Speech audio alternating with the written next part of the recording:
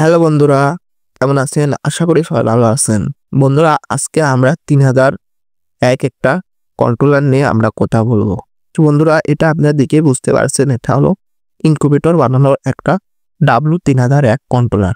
এই কন্ট্রোলারটা আমরা আজকে নিয়ে কথা বলবো। তো দেখতে পাচ্ছেন উপরে দুইটা বাটন আছে, দুইটা বাটন দিয়ে আমাদের তাপমাত্রা কন্ট্রোল করতে হবে। দেখতে পাচ্ছেন বিকজ এই W3001 কন্ট্রোলার। এখন চলেন আমরা তারের কানেকশন দেখি। প্রথমত আমাদের লাল কালো দিয়ে 220 ভোল্ট এই সার্কিটে দিতে হবে।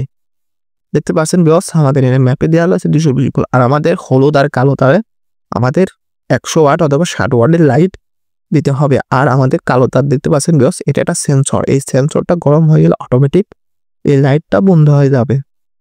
তো বিকজ দেখতে পাচ্ছেন এই সেন্সর, তো বিকজ সেটা লাগানো খুব ইজি, আপনারা সবাই লাগাতে পারবেন।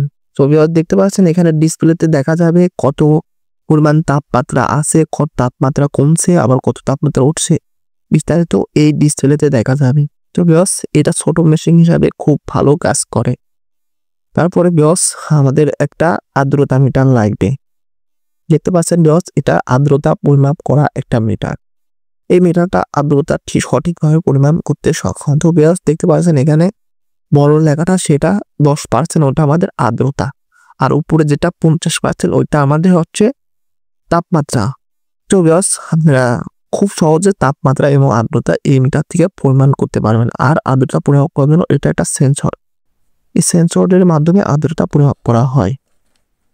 চলুন বিকজ আমাদের এর করে একটা 4 ইঞ্চি এসি ফ্যান লাগবে। তো বিকজ এটা এসি ফ্যান কিন্তু ডিসি, এটা ব্যাটারি চালিত ফ্যান, আপনারা কারেন্টে চলাতো ফ্যান কিনবেন না।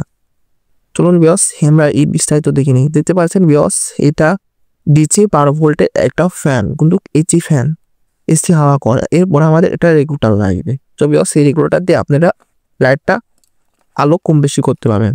তো বিকজ আজকের ভিডিও এই পর্যন্ত, দেখা হচ্ছে পরবর্তী কোনো নতুন ভিডিও।